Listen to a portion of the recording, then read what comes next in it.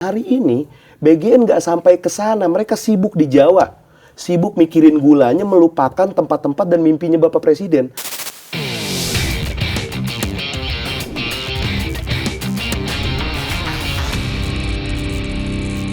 Nah, terus 3T, kan ini rame tuh, kemarin ada demo-demo 3T gitu kan. Apa sih sebenarnya yang terjadi? Nah, publik kan bertanya-tanya nih, apa sih sebenarnya yang terjadi? Yang terjadi tuh gini, nih. Karena ini judulnya bikin terang. Sekaligus kan? bikin terang. Nah, saya bantu deh untuk kasih satu pandangan yang cukup. Nah, di 2025 itu ada pagunya pembangunan 3T itu di covering pemerintah. Oke.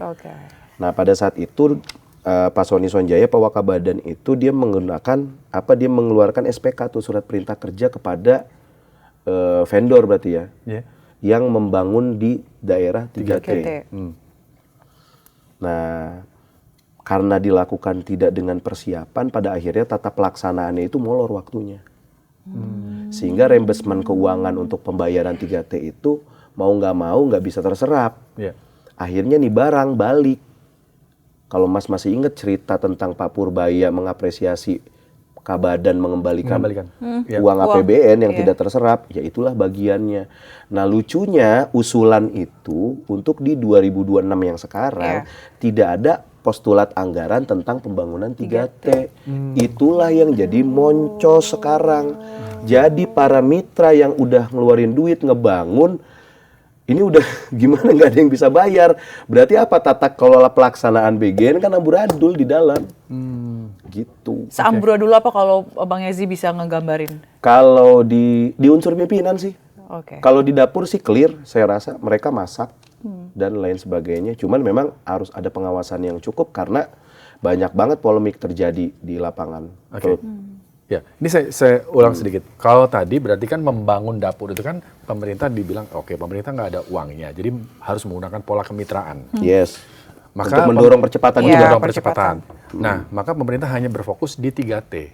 Yes. Untuk membangun dapurnya. Iya. Harusnya bisa dong membangun daerah-daerah di 3T itu. Harusnya bisa. Tapi kenapa sekarang masih banyak yang belum terbangun di 3T? Karena Bu Nanik SDang-nya itu kurang paham dia menjalankan BGN itu. Saya bilang aja deh. Kenapa kurang paham? Iya. Ya kurang paham dia. Karena gini, kalau menurut Mas Rizky, saya mau nanya, apakah wajah BGN itu ada di Jakarta? Apakah ada di sudut-sudut Jawa misalnya? Tidak. Wajah BGN yang asli dalam manifesto pikirannya Bapak Presiden itu jelas. Ada di timur jauh Indonesia. Ada di tempat-tempat yang dimana orang nggak bisa jangkau. Ada di tempat-tempat yang stunting. Ada di tempat-tempat di mana listrik itu nggak bisa masuk. Nah, hari ini BGN nggak sampai ke sana, mereka sibuk di Jawa, sibuk mikirin gulanya, melupakan tempat-tempat dan mimpinya Bapak Presiden. Makanya Pak Prabowo itu menangis di situ melihat kerja-kerjanya para pejabat ini hari ini. Tapi saya potong sebentar. Saya klarifikasi, Zila juga. Saya sempat WA ke Bu Nani. Kalau Mas, ini disclaimer, Mas Rizky masih bisa WA, kalau saya udah di-blok sama dia. Oh, udah di-blok? Udah di-blok. Oh, nanti cerita yang lain. Jadi saya WA Bu Nani. Saya WA Bu Nani, saya kan baru pulang dari Sumba. Saya WA Bu Nani, saya kirim foto. Bu Nani, ini anak-anak di Sumba, jangankan makan bergizi, Bu.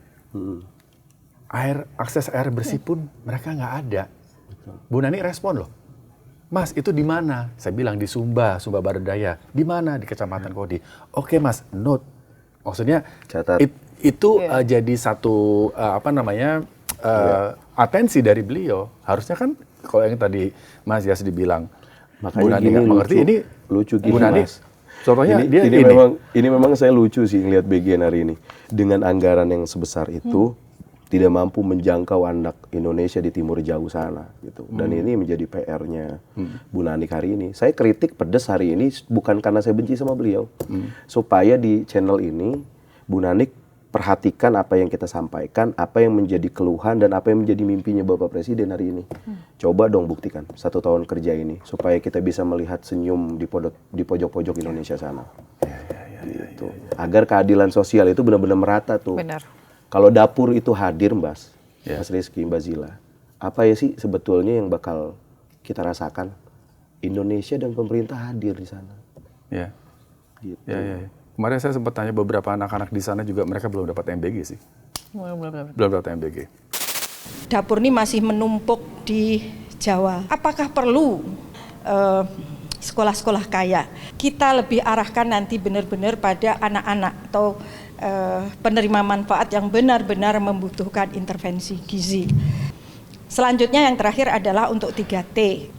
Kami akan mencoba mengurangi tidak menggunakan APBN, mencoba ya untuk wilayah-wilayah yang belum digarap oleh investor, kami akan coba kerjasamakan atau kita bisa dibiayai dengan CSR-nya BUMN atau mungkin ada hibah dari luar negeri, atau mungkin juga kalau di tempat itu ada perusahaan-perusahaan besar misalnya berinvestasi, masa sih bikinin dapur untuk masyarakat di situ nggak mau. Jadi nanti kalau misalnya ada satu wilayah yang muridnya seperti di Raja Ampat, itu ada saya di sebuah pulau, muridnya hanya 115 juga, tapi di situ ada dapur umum CSR-nya Pertamina. Nah, kita bisa gunakan juga misalnya seperti ini.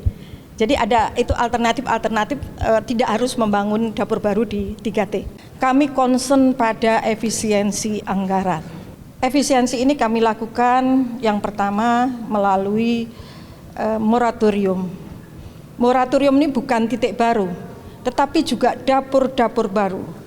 Bila per hari ini jumlahnya titik dapur yang operasional berdasarkan virtual account itu 27877. Nah, kita hentikan dulu ke situ. Kita akan tata apakah dapur ini melayani, ini sudah bisa melayani sebetulnya dengan penerima manfaat yang ada, atau sebetulnya malah kelebihan. Nah, kemudian ini kita akan nanti dulu, artinya kita nggak buka yang baru dulu maupun pendaftarannya. Sebenarnya banyak solusi-solusi, Mas. Contoh misalnya, kalau dia moratorium berarti kan ada penyempitan dapur. Sementara kan tujuan Bapak Presiden itu kan untuk mesejahterakan rakyatnya. Kalau dia sempitkan itu dapur, kemudian orang-orang yang sudah berinvestasi menjadi rugi, berarti kan negara hadir untuk merugikan rakyatnya. Artinya wajah BGN nggak boleh kayak gitu, harusnya. Karena kalau moratorium, akhirnya gini Mas Rizky, ini penting banget soalnya yang harus dijawab sama Bu Nanik. Saya sih setuju aja sih moratorium. Cuman Bu Nanik berani nggak spill. Misalnya contoh nih, Gerindra dapurnya ada berapa? Demokrat dapurnya ada berapa? NU ada berapa? Ya kan? Yang terafiliasi dengan partai ada berapa? Kan datanya ada tuh. Spill dulu maksudnya. Baru jangan sampai moratorium ini disempitkan dapur untuk mengamankan kepentingan-kepentingan itu. Jadi dapur yang beraliasi sama partai nggak dicolek. Dapurnya rakyat yang boleh patung-patungan, boleh bangunnya 200 juta patungan, 100 juta sama orang, kehajar gara-gara nggak ada afiliasi sama partai misalnya. Kan ini penting harus dijawab sama beliau. Artinya beliau kalau mau bikin sebuah kebijakan itu bisa, bagus sebetulnya. Tinggal hari ini gimana dampak ekses. Karena kan dia sendiri yang ngomong loh. Saya datang ke kepala-kepala daerah, saya tanya partai ini punya, daerah ini partai yang punya dapur, partai apa aja. Dia kan ngedata, dia sendiri yang ngomong kok. Nah, berarti kan pertanyaannya publik pasti bertanya, moratorium ini kepentingan siapa? Kepentingan partai mau menyisihkan rakyat? Lah orang pasti bertanya, Mas. Apalagi yang punya dapur, saya nggak berafiliasi sama partai. Ya. Gitu. Dan itu jawab apa sih pertanyaan yang harus dijawab kalau dia memunculkan kebijakan itu. Itu sih saya rasa. Berani saya nggak ya kira-kira? Saya sih dukung kalau mau moratorium.